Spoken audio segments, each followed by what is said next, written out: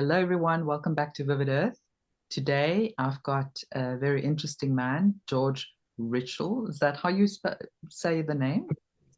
Perfect. And he is the founder of Orgonise Africa, which is an Orgonite company that produces Orgonite. And I've been buying Orgonite from them. I think they, very well known, not only in South Africa, but also across Europe and the US. So they sell worldwide practically. And I think during this time that we are still, kind of fighting the energies of 5G and all the Wi-Fi and all the electromagnetic smog that we have around, it's a very crucial topic. And I really just wanted to dive a little bit deeper into the subject. So welcome, George. How are you? Well, thanks, Alina, for having me. Yeah, I'm fine. I'm great. Good to hear. So what got you started into Orgonite?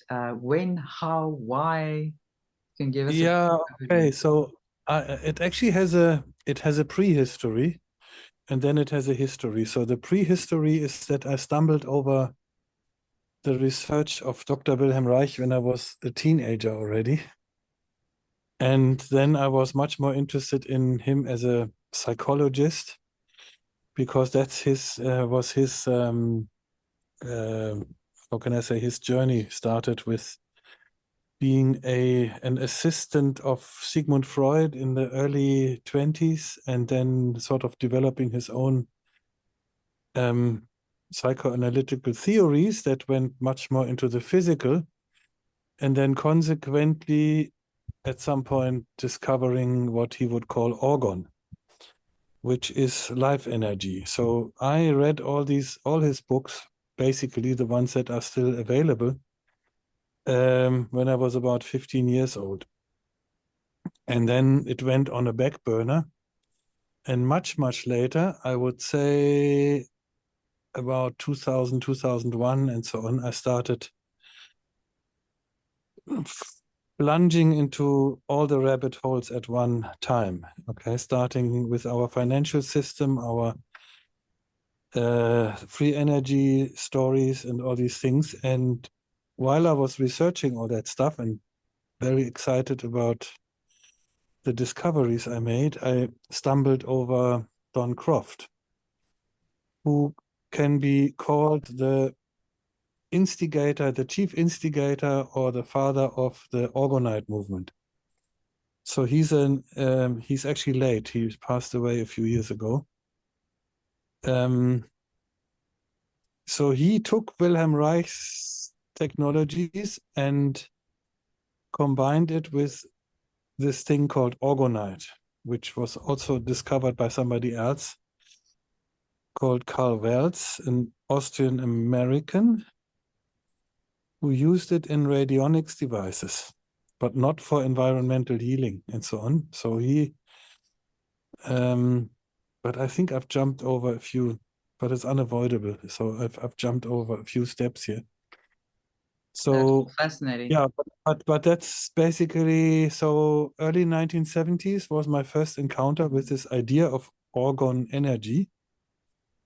And then in the very early 2000s, I basically stumbled over a very practical application, which is what Don Croft basically took Wilhelm Reich and made it accessible, to ordinary people, to do something that works. And that basically evolved into a movement of which I was part quite early on. So we have been making Orgonite since 2002. That's when we built our first cloudbuster in Joburg.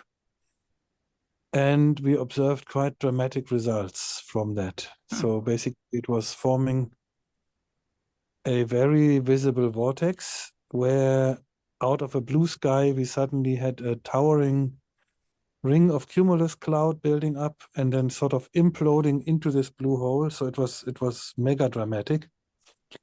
And because it was the first such device in the whole area, we could see that vortex for months from very far away, So, I had one of the early GPSs then that didn't even have a map on it, but just an arrow that would point, point at the waypoint. And I could set that GPS to our house, and I would see the arrow always points at that blue hole, no matter where in the wider Joburg area. I mean, we were living in Parkview at the time. I don't know how familiar you are with Joburg, but yeah. And I could see that from Midrand, or Rodeport, or so that was quite amazing. Wow. And so But in the maybe for beginning, that, before we get too deep into that, sure. let's assume there are some people that maybe don't fully understand what Orgonite is. Could you give us a sort of brief overview of what Orgonite is and what it consists of? So Orgonite is basically a mixture of resin and metal filings. That's simple as it is. So basically shavings from a factory floor, we use aluminum because it gives you the finest shavings.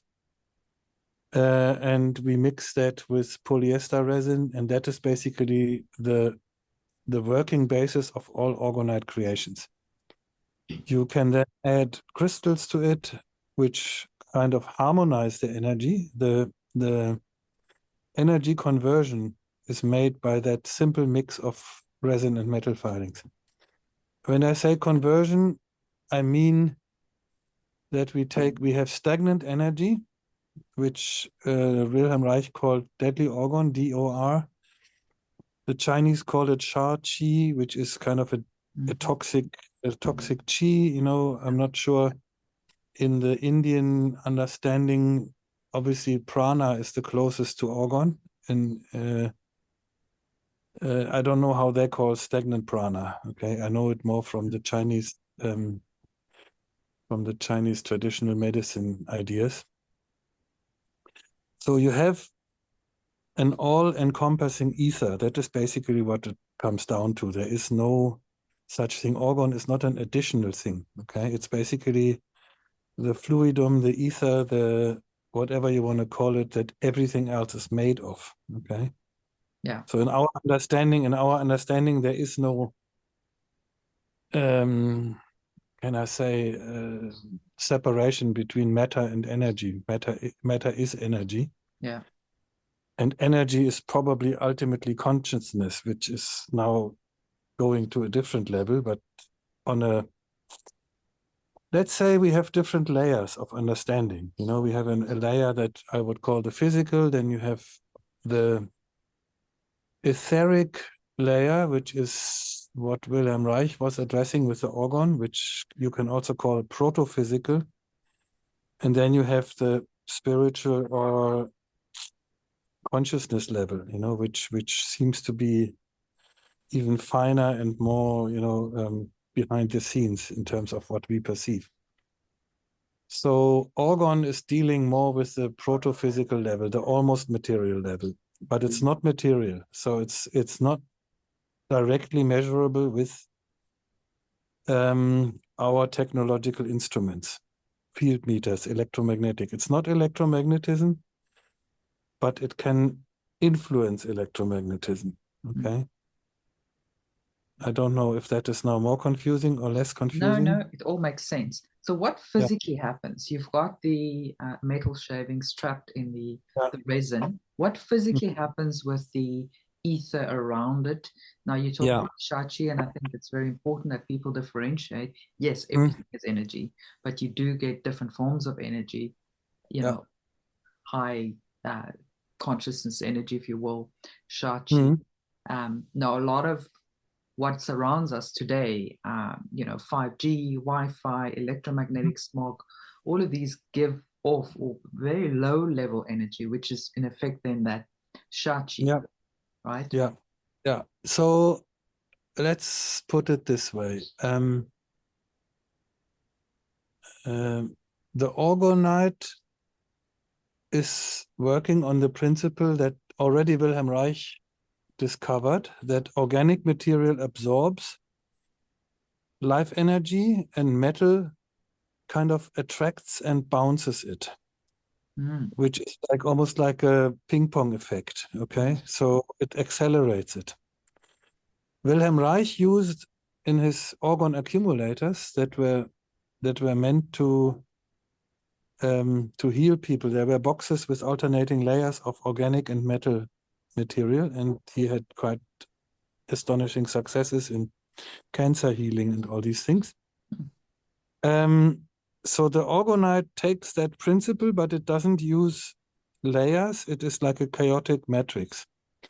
And what that does is basically it attracts the stagnant energy and starts to revitalize or revive it, because it's attracting and bouncing, and it's basically like a orgon accumulator in all directions, because you have that metal material finely distributed in a chaotic fashion. It doesn't have to be layered at all.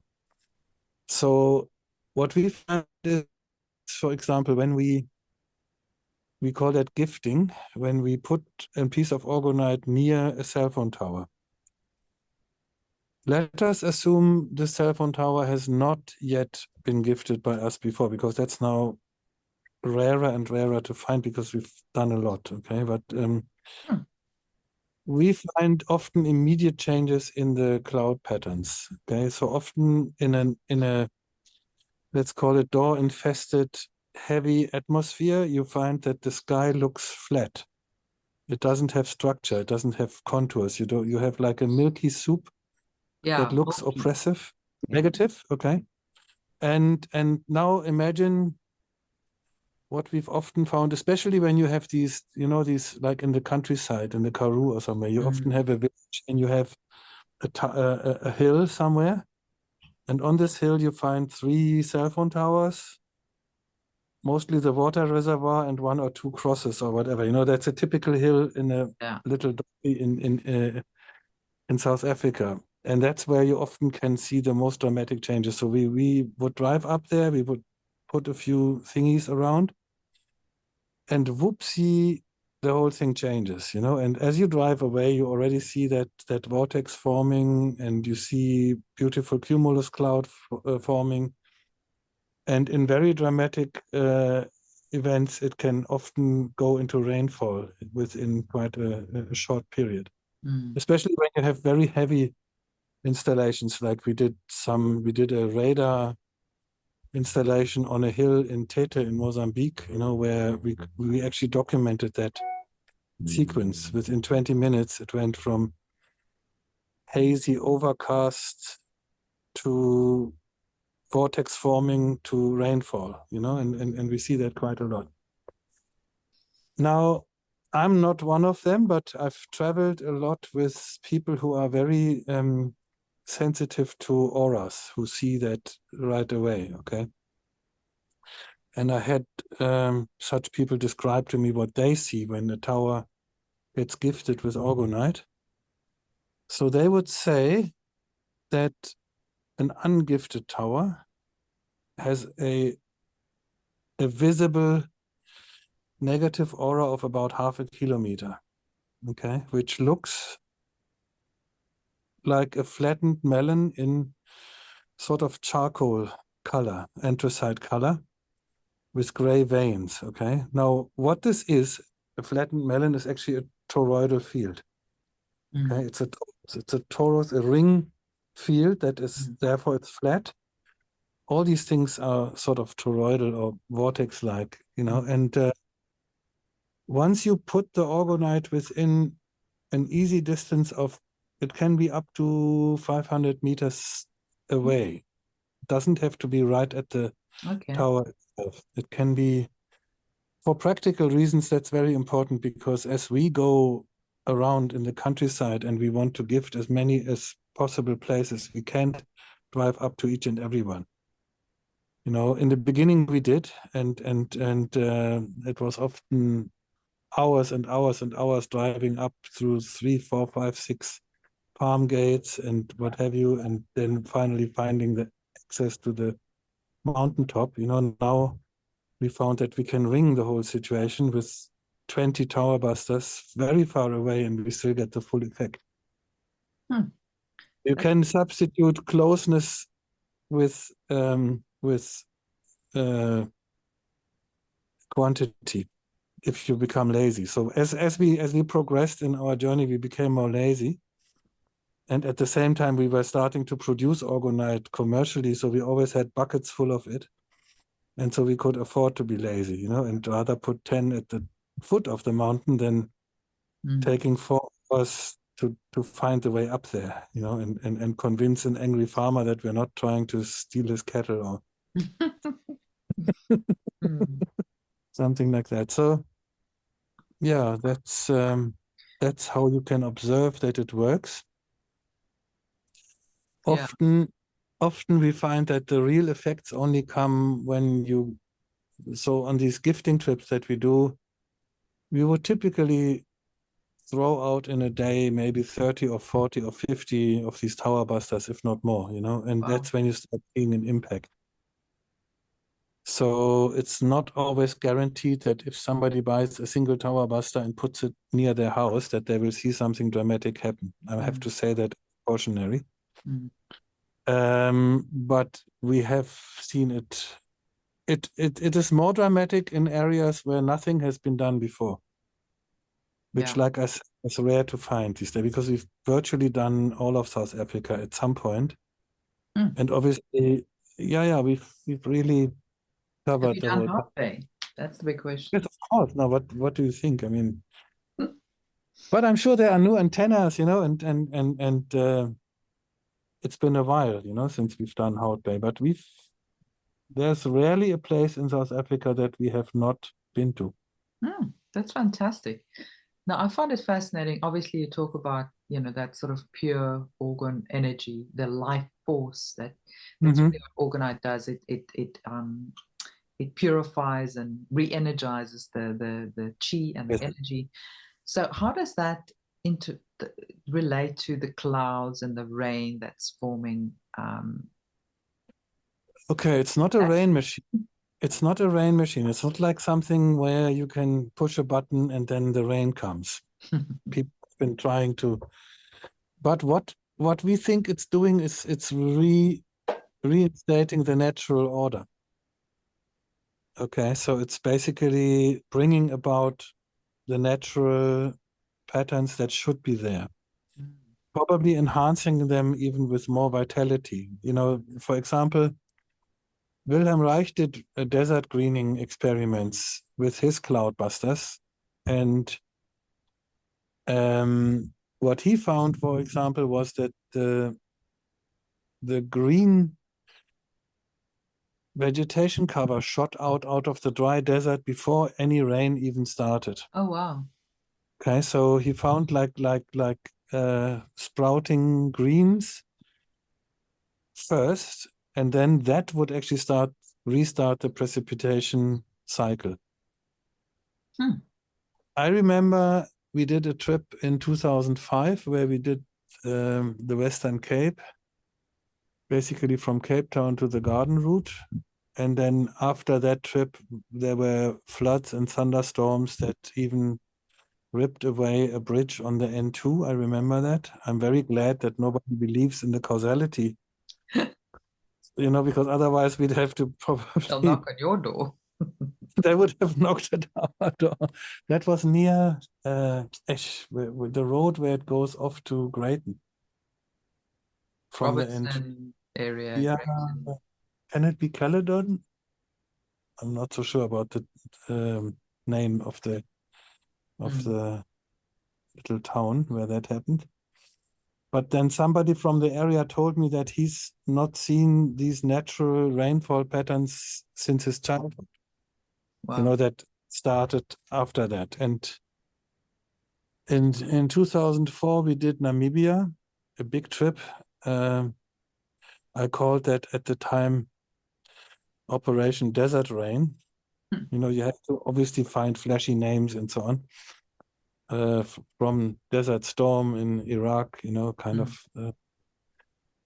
And in that trip, we drove about 11,400 kilometers. Wow. We hired an airplane. We did the whole coastline from Windhoek, Swakopmund down to Lüderitz, 400 kilometers, basically bombarding the desert. Okay. Wow. Into the sea. and then on the way back on land. And they had very few cell phone towers in 2004. I think the network was basically looked like a T. They had a network map, and it was like the road up from the South African border through Windhoek to Okahanja, and then there was something across in Ovambo land and a little branch going to Swakopmund, that area. Okay, and that was all in all. So that was the first time when we started, okay, where are we going to put our tower busters now, because there weren't enough towers. So we started gifting the dry riverbeds. And that was very interesting because so the theory behind it was that water is a very strong conductor of energy. And if we gift these dry riverbeds, there's always an underground water trickle, so we would start energizing the land by doing that. When we drove over a bridge, we found a dry riverbed, out it goes, through the window. That's how simple it is. Especially out in the countryside, we don't really need to stop and do a ceremony with every tower buster. We would never arrive anywhere. So I mean, there are places where you want to do something special, where it's more on a spiritual level, when there's things that have happened there or something. But for the basic gifting of the land, you don't need to make a big fuss about it. You can just throw them out of the window. So, long story short, after that trip, biggest rainfalls in Namibia since basically they started having a meteorological service, which is 1800 something, so that's what can be achieved. But I can't say like, okay, buy a cloudbuster and you'll get rain. That's my problem. Otherwise, I would probably sell a lot to farmers. But they have to understand what they're dealing with. If you're just a normal farmer and you say, okay, am I supposed to spend about 10, 12,000 rand, and then do I have a guarantee that my crops will be 20% more? I can't really do that, unfortunately. I had a guy from Namibia who asked me that kind of question, and I said, okay, if you go big, then I can almost guarantee that it will work. And what I said to him is he must get not only the cloudbuster, which is, I have to explain what these things are, but you must also get at least 100 tower busters and do all the cell phone towers in the widest area up to 100 kilometers from where you are. Okay. And he did that. And it worked. Okay. So that was wonderful. I got fantastic feedback. But you have to understand that you cannot do very little and then say, oh no, it's not working. So it will do something, but it will maybe not achieve the result that you had in mind of totally changing the climate in the area and what have you. It's like with everything, you need to put in some effort in order to get something on. Yeah. So you've done quite a lot for Southwest Africa, really. Yeah, we've done the countries. We've been to 10 countries in Southern Africa. Wow. In different intensity. We've been to obviously Lesotho and Swaziland, Mozambique, Zimbabwe, Zambia, Malawi, Namibia, Botswana. Wow. And Uganda, which was a special trip, not really connected, unfortunately, with the other ones, and also to Zanzibar. Okay, which was kind of a holiday, but we rarely do holidays without leaving some gifts. Yeah, absolutely. So, but I find it fascinating also, you've gifted some to, like, let's say, prisons, and where the energy is very perhaps low, and yeah, that's interesting as well. we believe that Orgonite has a definite effect on consciousness. It's lifting the general energy vibration and influences the behavior of people. That's what we find. So there are various anecdotal evidences for that. When we were in Uganda, that was actually with Don Croft and two local Ugandan. One was a medical doctor, and so it was quite an interesting trip. And these guys continued into the northern Uganda, which was then under the terror regime of the Lord's Army. You know, this guy, I don't know if you ever heard of it. Turns out it was a typical CIA operation for destabilizing the country, and that was also connected to southern Sudan. And so these guys, unfortunately, I wasn't with them then. They gifted that whole area, and after a few weeks later, this whole thing sort of came to a peaceful agreement. You know, southern Sudan. Could be coincidence. You know, some guys have gone into Somalia also, you know, where there's been a lot of fighting. Yeah. And yeah, so it has that effect on fighting.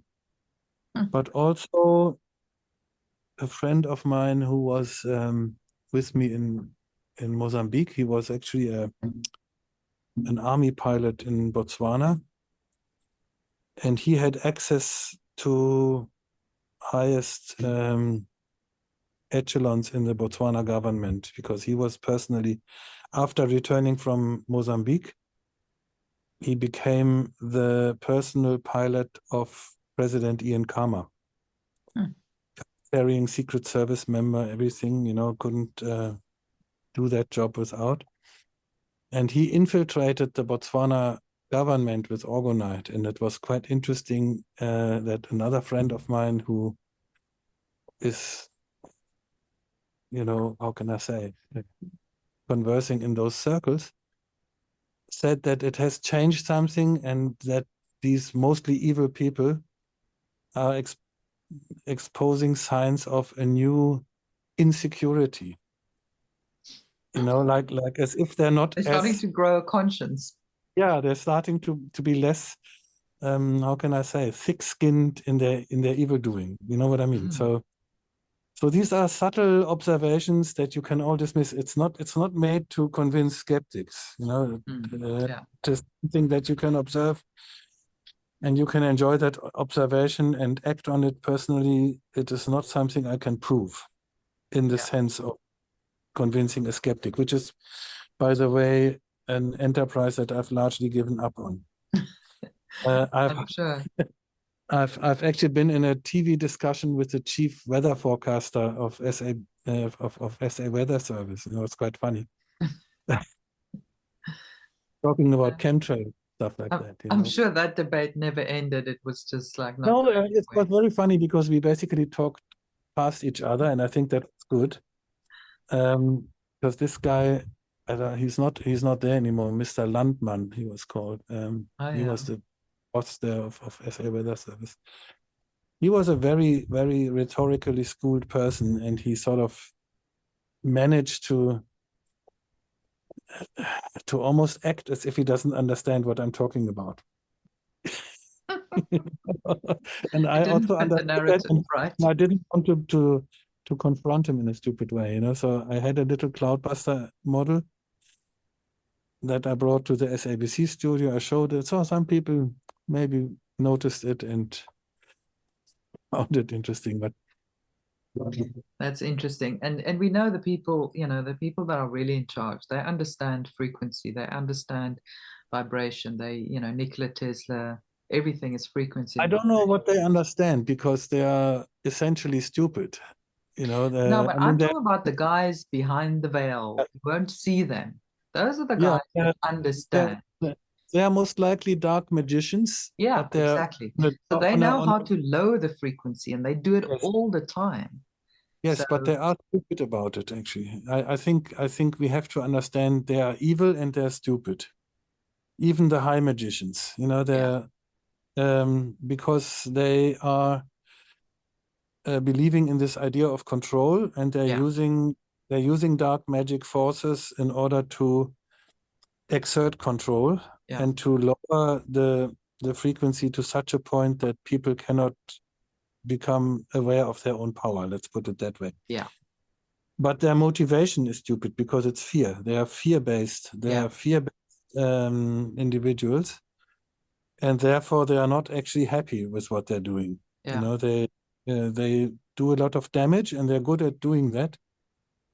But I would say they are spiritually stupid. Yeah.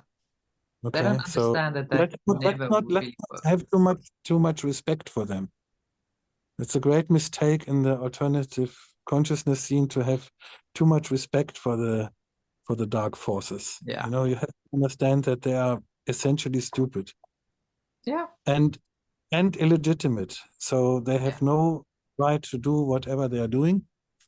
And we have all the right to reclaim our world and live in it happily. So that's basically what we do with Orgonite. Orgonite, you can say, is the stone of David in his fight against Goliath. And it's our way of disabling technology, including black magic, but also technologically induced DOR, deadly organ energy, but also the ones that come through dark magic ritual. Yeah. Okay. I was going to ask about that as well.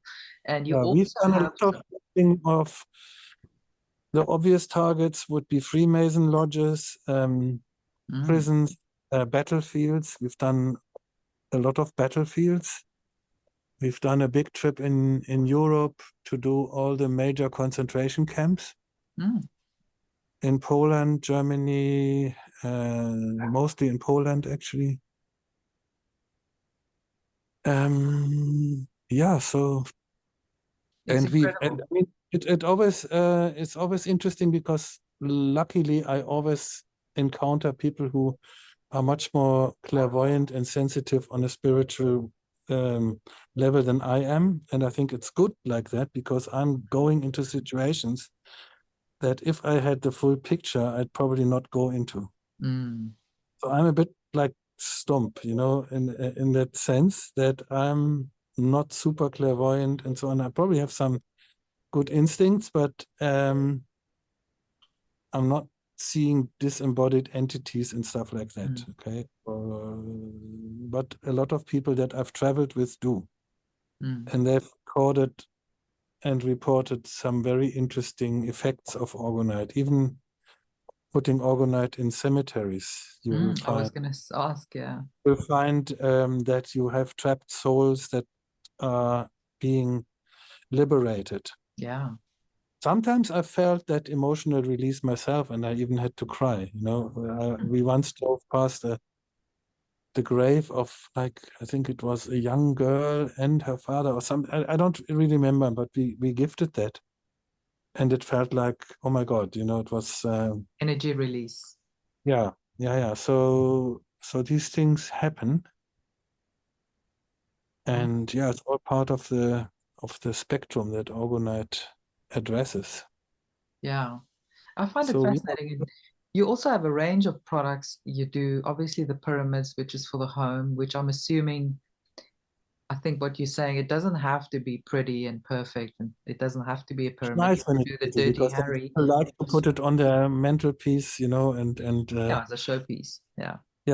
yeah. And if you have like a personal healing space and so on, you don't want to put a very crude thing there that might still work, but you might put it out of curiosity, you know, if it's really crude. Like we had a group of African guys in Kenya that were making Orgonite, basically pouring it into newspaper bags, you know, because they didn't have any molds. So these things looked extremely crude. And they put them. They were on the coast of Lake Migori, and they gifted this whole lake, and they found that it was increasing fish harvests, and fertility and all that. Wow. So, for example, that would be a thing that is super crude, and that might actually still be an exhibit that you would want Yeah. in your living room, just because it's so cool, to see that you can even do it like that. Mm. Yeah, but we do obviously cater to the tastes of people who want something nice. Yeah. Although our focus personally is more in the large area gifting. That is what I believe is more important than optimizing your personal space. Yeah. But our clientele wants the good vibes in the personal space. So we have to do it, of course, although I personally don't put that much emphasis on it. But we make very nice things. And what you have to understand is that all Orgonite essentially does the same. Mm. So the shape, whether it's a pyramid or a cone or an amorphous blob, is actually not that important. And I'm sorry to say that, because people love so much about the phi relation of the sides of the pyramid and so on, which has its validity, but it doesn't really have that great importance in terms of the Orgonite. For the Orgonite itself, yeah. Yeah, and the thing is that I know that all the pyramid stories and how you can build a perfect pyramid and put your razor blade in and it comes out sharpened and so on. It's all valid, it's all true, but what people don't understand is how strong Orgonite actually is. So that strength is just like so many magnitudes higher than any subtle consideration of the shape. Mm. In other words, yes, shape is important, but you could make Orgonite in the shape of an Easter bunny and put the crystals instead of ears. Mm. It would be a powerful Orgonite. You can make it like our tower busters are basically amorphous, structureless Orgonite made in a muffin pan. Mm. Okay, that's what we use to gift environmental places. That's what we chuck out of a driving car. Or if we are in a well-kept neighborhood, like perhaps the nicer parts of Hout Bay, you would probably still have to get out of the car and hide it nicely under a bush, because it would be otherwise and removed. But that's basically our universal gifting piece. And then we make the pyramids, where you have a more structured setup, where you have 4 crystals in the bottom and 1 crystal pointing up. They're embedded in the Orgonite, so they're not visible. And I say that because a lot of people are making so-called Orgonite where you basically have transparent resin and kinds of crystals exposed, which is utterly ineffective. It's nice to look at, but it's not Orgonite. That's very important, because I see a lot of people sell that, Yeah, they do that. Because they think, oh yeah, no, you have to see it, and there's a whole drift into the new agey side that I don't approve of, because it's basically distracting from what is really important about Orgonite. People are doing all kinds of spirals and things. I'm not saying they don't work, but I'm saying this is not. It's not necessary. It's firstly not necessary. Secondly, it is making people believe that you have to have these things. So people are combining Jim Sperling tensor technology with Orgonite. Not a bad idea as such, but not necessary. But what it does is it creates a new class of self-proclaimed orgon gurus who then put themselves on a podium and lecture other people on how special their knowledge is, because they are divinely inspired and what have you. When the true message of Orgonite is actually that every Jim and Jack can do it. Okay, you don't have to have esoteric knowledge. You don't have to have special inspiration or deep understanding of sacred geometry and what have you. People are infiltrating the Orgonite with all these ideas, which are not as such wrong. I'm not saying they're wrong. But it But could be harmful if the they could, actual even if structure. they, you know, as long as you have a lot of Orgonite still in your piece, you can do all kinds of frilly stuff, and the Orgonite will overrule it anyways. Mm. That's how error tolerant this idea is. It's very error tolerant. Nobody can wrong Orgonite as long as they mix sufficient quantities of metal filings with stupid resin. Okay, and everybody can do that. But it can Get still look yourself up. pretty. Look, I've got this one. Absolutely, no. I've got a very talented companion wife who makes all these pretty things and has perfected them over the years. So I don't want to denigrate it. Of course, you want to wear something nice around your neck and so on. But the essence is that Orgonite is simple. And the real revolution is that Orgonite has made it possible for every Jim and Jack to become an etheric warrior, basically, and reclaim their space from the dark clouds of negativity. Yeah. And what I find, what the new agey hijacking of the Orgonite movement does is it distracts people from that simple truth. Yeah. That everybody can do it and you cannot do wrong. If you buy yourself, go big, you know, buy yourself at least 12 muffin trays at Pick and Pay or something, or wherever they are cheap, Pep Store, whatever, it doesn't matter. Wax them a little bit so that you can wax them with margarine, or you can use the proper foam release wax. Put the metal filings in. Put some crystal breakage in there. It doesn't have to be nice crystals. It can even be white crystals from the wayside that you find on a mountain. You find quite a lot on the Table Mountain massive. Silver mines, full of them. You know, you can walk there with a bucket and just pick up all these crumbs, and that's quartz. It's not translucent. It's not transparent. I mean, it's whitish, but it works. So you can keep it very simple, and you can make these things and start gifting your cell phone towers in the area. Now, speaking about cell phone towers, pretty things you should buy from us, of course. Yeah, I mean, it's quite a. Everybody to make their own Orgonite, really. Yep, and you have kits on the website where you can actually buy the kit, all the material, and you can just make it yourself. Yeah, a lot of people have done that, and it's been for them because they needed a bit of guidance initially, you know, and then obviously in the next step they would mostly start making their own stuff on their own. And very cool. That's how, I heard recently somebody was telling me that there was a very nasty 5G tower that went up in Betty's Bay. A lot of people got very sick. Some people died. Oh my God. So you might want to, well, I will tell people about it because it's so simple and it's not expensive, you know, to buy the Dirty Harry busters. I think you call it the Dirty Harry. I call it the Dirty Harry. I don't know how many people are still familiar with the early Clint Eastwood in the role of Dirty Harry. I love that. And so we just need to gift all of these Dirty Harrys around all the towers. Is there a point like in your house where you could have too much Orgonite around you, for lack of a better question? For example, I was traveling Thailand for 3.5 months, and I traveled with the Dirty Harry. I had a pyramid, I had a pendant, I had my pendant. So I had just traveled with that because I knew I wasn't going to be able to put the Wi-Fi off at night.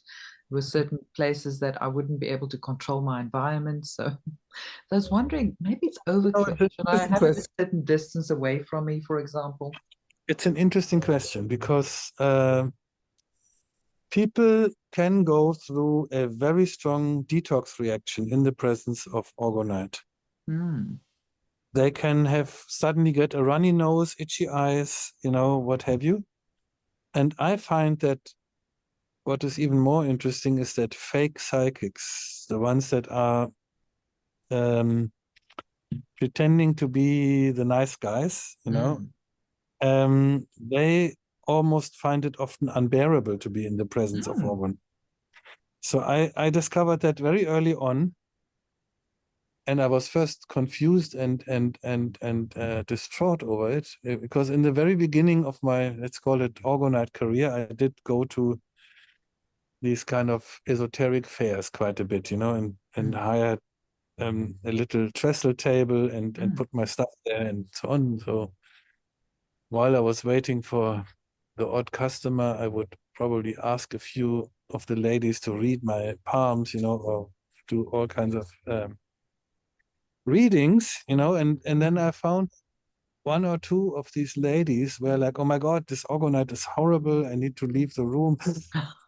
Stepping from You know there. what I think it is?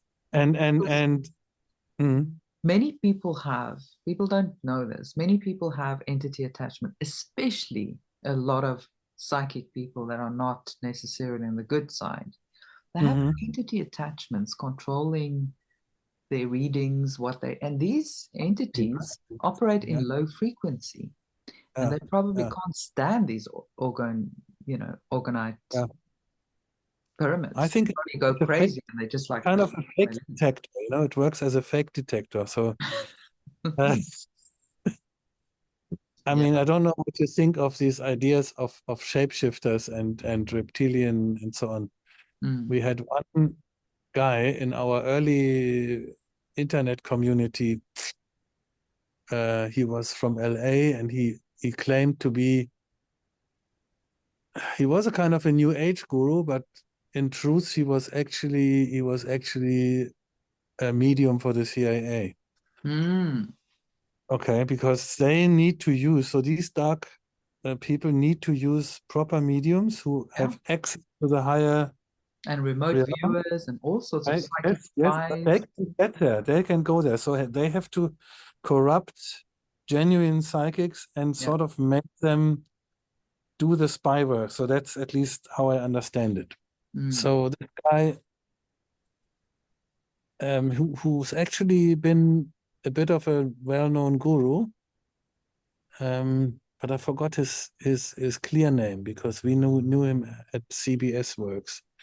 So he did a lot of organ gifting in LA in the early 2000s. And then he started making his own special Orgonite.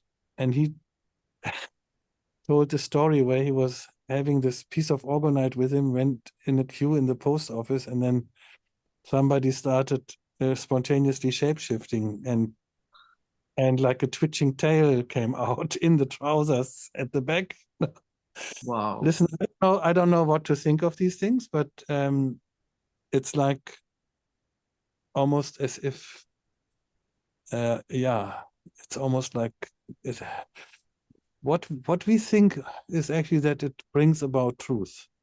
Exactly. Because so as that's the kind frequency of rises on Earth, these people can't hold form anymore. It makes hidden stuff visible. So who knows if not the massive gifting that has happened all over the world, because this movement is quite worldwide. There's a lot of people who have done this over time in North America, definitely in Europe, in South Africa. We are almost the only ones that do massive gifting work. Okay, there are a few Orgonite makers, but they're more of the kind of pretty pyramid brigade. What I call it. So sorry, pretty pyramid makers. Some of them are my friends, but I think they are on the wrong track.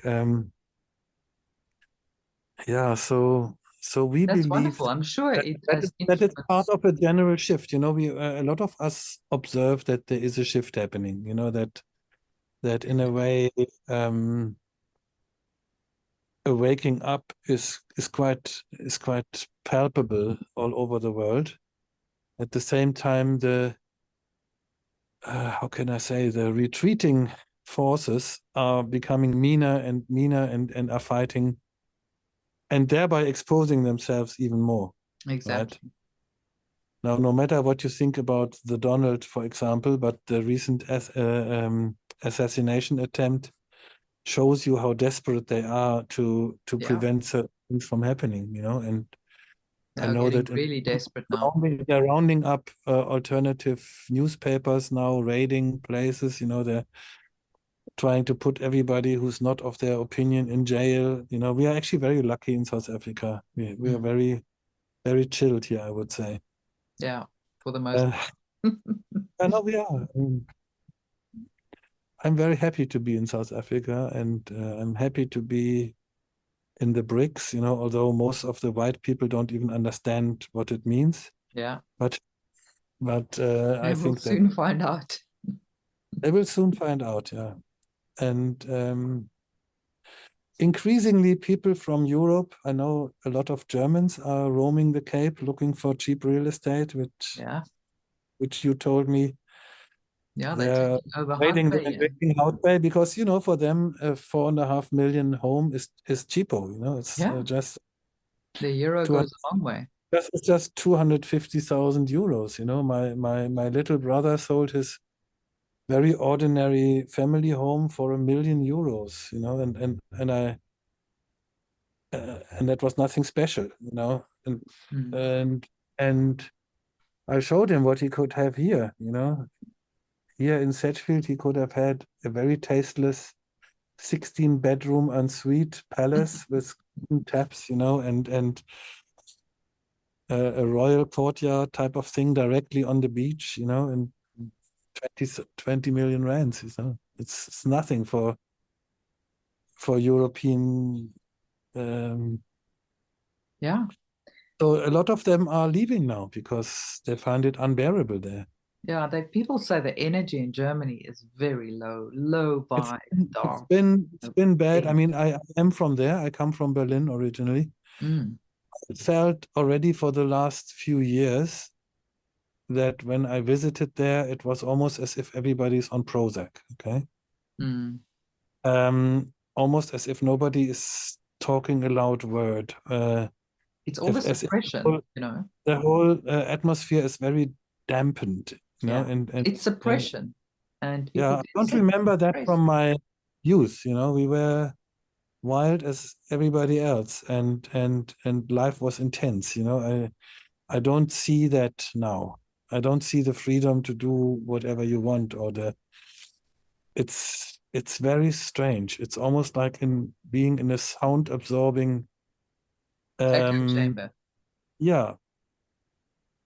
It's similar, but although that's a very positive example, when you ever walked in a forest with freshly fallen snow, it's also very sound absorbing. It's very silent Mm.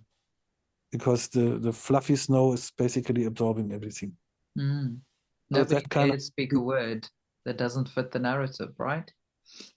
yeah. Although my daughters live there, and they're kind of like they think I'm exaggerating. They're not unsympathetic to what I'm saying, but I mean, they're enjoying life and they're doing their thing, and they think I'm overemphasizing the negative or something like that. When that's not what I want. But I cannot help but observing it, Mm.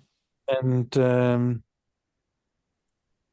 it's also they have started talking in a special way, which is informed by neuro-linguistic programming. Yeah, They're Marxism, not right? talking. They're not talking normal anymore, Mm. but they think it's normal. Yeah, The they're language not has seeing the wood for completely the trees. the language has completely changed in the last 10 years. Hmm. German language, Wow. the way that people normally speak to each other. So interesting. It's quite interesting. Mm. I Very. haven't felt that in English that much. English is pretty much still the same. But in Germany, it started with Merkel. Merkel was a master of NLP. Oh, really? I didn't know she was a master of NLP. I'm not sure if she was formally trained in it, but she had that way of kind of embalming everybody in nothingness, and while committing heinous crimes in the background, but Okay, no but problem, Angela. Whatever you say. yeah, Meanwhile, she it's like started psychopath. this kind of talking, and it's interesting because she was actually an East German Secret Service operative before she. Well, that explains a lot. Yeah, she was super. She basically. Anyways, I don't want to get too political, but we can see there is awakening up, and we can see there is a hysteric counter reaction of the, let's call it the retreating. The Don last Croft, dying breaths. Don Croft already called it the receding paradigm. Yeah. Which I think is quite a nice way of putting it. Others call it the beast, or the dying beast, whatever. Yeah. Not yet that obvious that it's dying, because a lot of people are still afraid of what they're going to come up with, with the WHO and the this and the that, which of course they have all these plans, but I feel they are increasingly powerless to implement them. Yeah. And the good thing in South Africa is that we have the shot left almost in our blood here, and there's nothing better than an inefficient, corrupt government when it comes to implementing or surviving the Great Reset. Doesn't go so fast around here. No, it doesn't work. Despite all the DA's best efforts. So the good thing is about we all know that Cyril has taken a lot of money, part of which he stuffed under his mattress, and what have you, in order to implement the Corona nonsense and all that, So yes, in the beginning it was very drastic, like nowhere else, ghost cities. But then after 2-3 days, the first beggars appeared again on the robots, and they couldn't be chased away. And yeah, for some reason we're not a very brainwashed society, although I always say the top echelon of society is the most brainwashed, the most educated, the smartest people are the most brainwashed in our society. So you have the medical establishment and all these people that are going along and that are even fiercely fighting for whatever the agenda is. Yeah. But then you have the large body of population that sort of kind of anyways out of habit starts taking shortcuts very quickly. And then you have the political class that is fired up when the money is fresh. And when the money is spent, they lose all interest, and that is so funny to observe that in South Africa. It's like, when the WEF money was plentiful and big, everybody was there and creating money Corona. Dries up. That and dries up as well. The most ridiculous, like what have you, motorcycle ambulances in the Eastern Cape, and whatever people came up with in order to siphon up this money. And after that died down, now it's all back to normal as if it had never happened. So that's a good thing in South Africa. Yeah, I think we're one of the better places to live right now. People are flooding to South Africa, despite all the doom and gloom. Just generally, you can be a lot more free. The air is a lot more crisp. There's a lot more freedom. Energy in people are friendly. Yes, people and all the different races essentially get along with each other. Yeah, if you're on, it's actually not a real problem. Yeah. So we all know each other. We know that we are different. We have different backgrounds, but we kind of get along. Respect each other and live in harmony for the most part. Yeah. For the most part, yeah. And I find with many people that there is an almost groundless optimism in South Africa. That feeling. I talked to some of my. I've got this young team of Pretoria Afrikaners who do my Google ads, and they told me that their business clients, they're all optimistic. They're all expecting better business, and I found, wow, that's fantastic to hear. It's not doom and gloom. We can live with Eskom failing, then we create the biggest solar industry out of nowhere, and suddenly everybody has an inverter and solar panels on the roof. Everyone has sorted themselves out. We know how to survive in this country. We are used to not rely on the government. Yeah, exactly. Those who do are obviously not in a good position. You know, that's the ones you find queuing at the post office to get 300 Rand. But and they're making a mistake. But on that level, you find dependence, but also only as far as it goes for the moment. You know, if another opportunity arises, they would do something else. If the economy comes up and new opportunities arise and so on, I think people will very quickly go with that. Things are definitely on a turning point. I would love to chat to you for a few more hours, but I've got to, unfortunately, wrap it up. We've got so much more to talk about. Yeah. You see, I tend to extend these 1 hour limits habitually. So yeah, today my schedule is a little bit tough, so I couldn't do longer. But yeah, so many different products. You even use muti in some of your products, which I find very interesting, which goes with the African theme. So do you have 1 minute for me to explain something about this?